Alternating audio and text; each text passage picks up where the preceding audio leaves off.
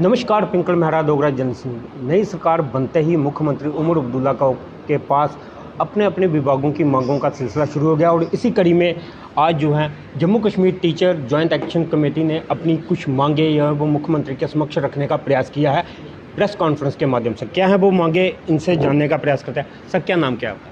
मैं विनोद शर्मा। विनोद जी, क्या है वो मांगे जो आप मुख्यमंत्री के सामने रखना चाहते हैं? देखिए, मांगे नहीं है, मैं ये कहूँगा कि सिर्फ हम ये कह रहे हैं जो उनके द्वारा ऑर्डर निकाला गया था 2014 में, जो आरटी बॉन्ड हमारे टीचर्स हैं, आरटी एक स्कीम के तहत हमारे टीचर्स लगे थे, वो रेगुलराइज हुए हैं और आज वो जनरल लाइन टीचर की तरह स्कूलों में काम कर रहे हैं। लेकिन उनको 2-3 चीज़ों से वंचित रखा गया था, जिसमें सबसे पहला ये था कि जो उनके इनिशियल 5 ईयर्स थे, जो पहले 5 साल उन्होंने डिपार्टमेंट में दिए थे, उसका कोई खाता जो है वो कहीं नहीं था। और दूसरा, उनको ट्रांसफ़र जो है वो एक अपने उस स्कूल से नहीं किया जाता था। लेकिन 2014 में जनाब उमर अब्दुल्ला साहब भी तब चीफ मिनिस्टर थे, इन्होंने ही यहाँ श्रीनगर में SKICC में और जम्मू में जोरावर सिंह ऑडिटोरियम में एक वहाँ ऐलान करने के बाद उसके बाद ऑर्डर निकला, ऑर्डर नंबर 469, जिसके बाद आरटी बॉन्ड टीचर्स को जो उनके 5 साल का अरसा था उसको उसके सर्विस कार्ड में जोड़ा गया था और उनकी सर्विसेज को जो है वो ट्रांसफ़र पॉलिसी के दायरे में लाया था।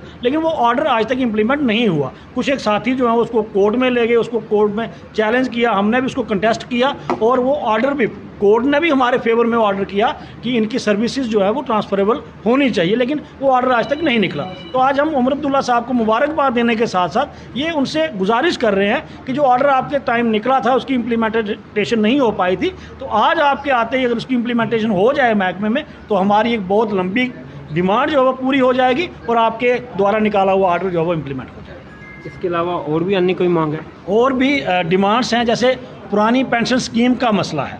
हमारे जम्मू कश्मीर में 1/1/2010 के बाद जितने भी मुलाजम जो है वो सरकारी महकमे में आए हैं, उनको पुरानी पेंशन स्कीम मतलब उनको आफ्टर रिटायरमेंट पेंशन नहीं मिलेगी। ये इस तरह का ऑर्डर न्यू पेंशन स्कीम के तहत है।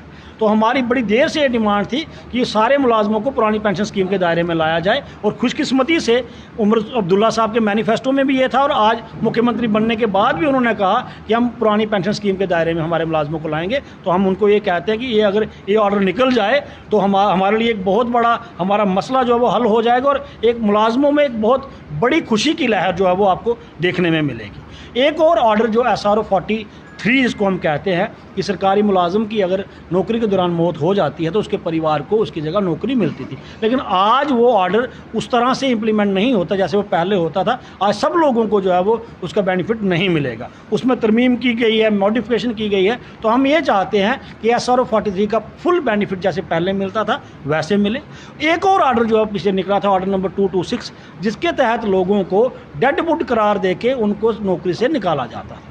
हम ये कहते हैं जो डेड वुड है आप उसको डेड वुड मानिए, बनाइए, जो है उसको आप सरकारी नौकरी से निकालिए, हमें उससे कोई परहेज़ नहीं है, ना ही हम उनकी तायद करते हैं।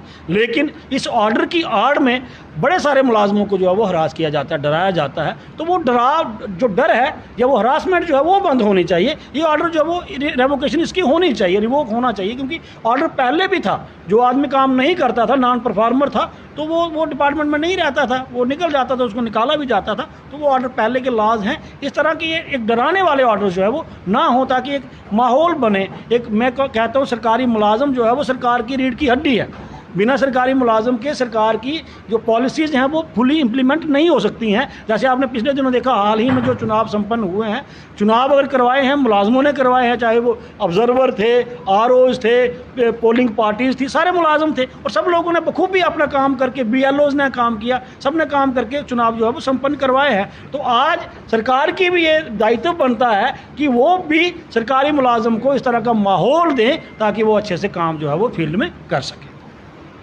मुख्यमंत्री पद की शपथ ले ली, मुख्यमंत्री बन गया, लेकिन उमर अब्दुल्ला के लिए सबसे बड़ी चुनौती है अपनी पार्टी का मैनिफेस्टो को लागू करना। और जम्मू कश्मीर जो है वहाँ पर इतने मिसाइल हैं कोई हिसाब नहीं, और उन मिसाइलों को दूर करना। अब देखने वाली बात होगी कि मुख्यमंत्री इन मसलों को किस तरह से हैंडल करते हैं और जो जनता की उम्मीदों पर किस तरह खड़े होते हैं। अब आप सब लोगों ने इनकी पूरी बात सुनी है, आप सब लोगों की इस पर क्या राय है अपने कमेंट बॉक्स में दीजिएगा। इसी तरह के अपडेट के लिए जो ही देखते रहिए डोगरा जनसंघ।